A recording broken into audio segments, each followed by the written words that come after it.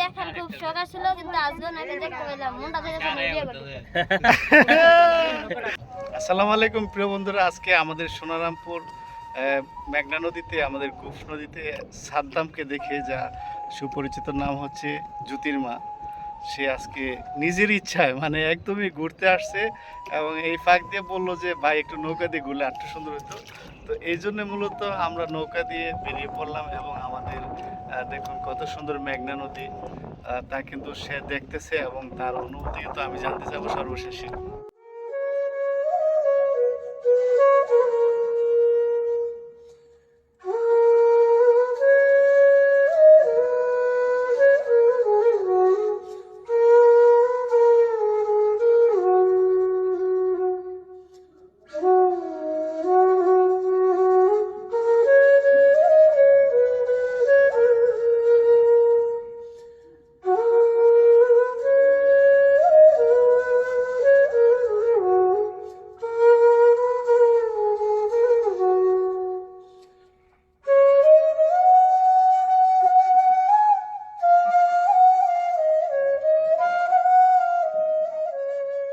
তো বুঝর হওয়ার পরে আজকে নৌকাতে উঠছি, এটা আমার জন্য অনেক বড় একটা আনন্দের বিষয়।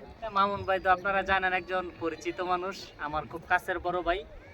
ভাইয়ের এখানে আসলে আসা, ওনার বাড়ির পিছনে এত সুন্দর জায়গা আছে, আমি আগে জানতাম না। এখন দাওয়াত দিলেও আমো, না দিলেও আমো। তো যারা যারা নৌকাতে ঘুরতে চান চলে আসবেন, এরকম নদীতে ঘুরতে পারবেন। অনেক সুন্দর একটা জায়গা। আমি সোনারামপুরে এর আগে কখনো আসি নাই। আসলে বাঞ্ছারামপুরের ভিতরে যে সোনারামপুরে এত সুন্দর একটা জায়গা আছে, এটা আসলে আজকে আমি বুঝতে পারছি। বিশেষ করে যারা কিনা পরিবার নিয়ে ঘুরতে চান, আপনারা এরকম নৌকা দিয়ে ঘুরতে পারবেন, এত ভালো লাগে বলার মতো না। তা আমার কাছে আজকের এই দিনটা বিশেষ দিন। অসংখ্য ধন্যবাদ জানাই মামুন ভাই এবং সাইদুল ভাইরে।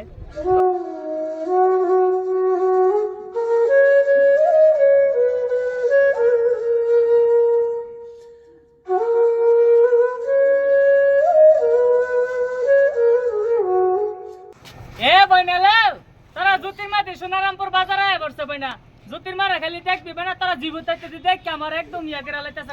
জ্যোতির্মা সারা বাঞ্ছারামপুর তারা, আমরা সোনারামপুর আইতারা না, আজকে আইয়া বসছি। যারা যারা জ্যোতির্মারা দেখতে চাস, আরেকদিন গেলাম বয়স দিয়ে আমু। আমার সিঙ্গাপুর না, আমার লোক হইছে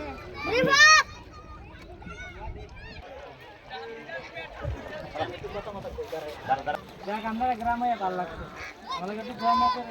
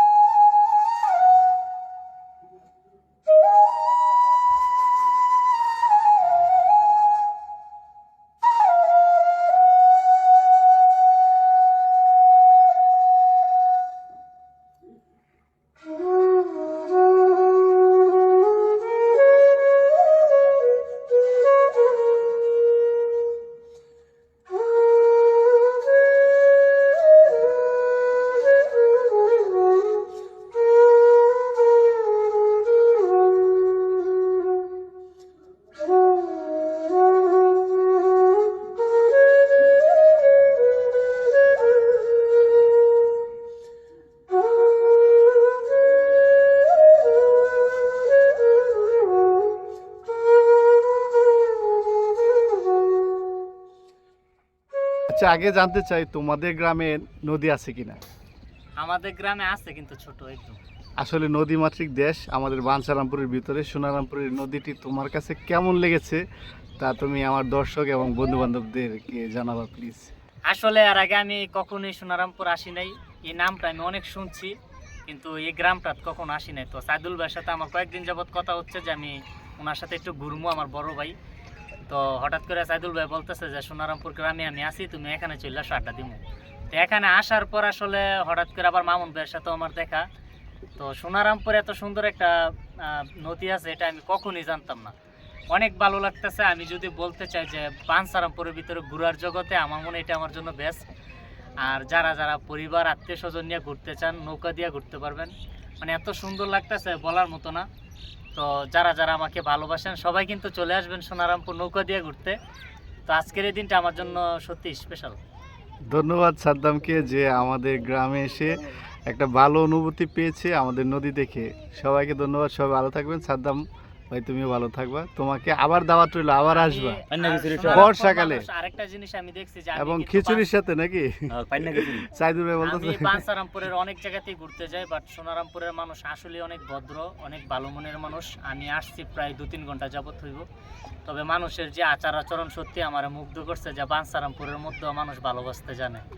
সত্যি সোনারামপুরের মানুষের প্রতি চিরকৃতজ্ঞ থাকবো। ধন্যবাদ তোমাকে, অসংখ্য ধন্যবাদ সাদ্দাম আমাদের এখানে আসার জন্য। আল্লাহ হাফেজ।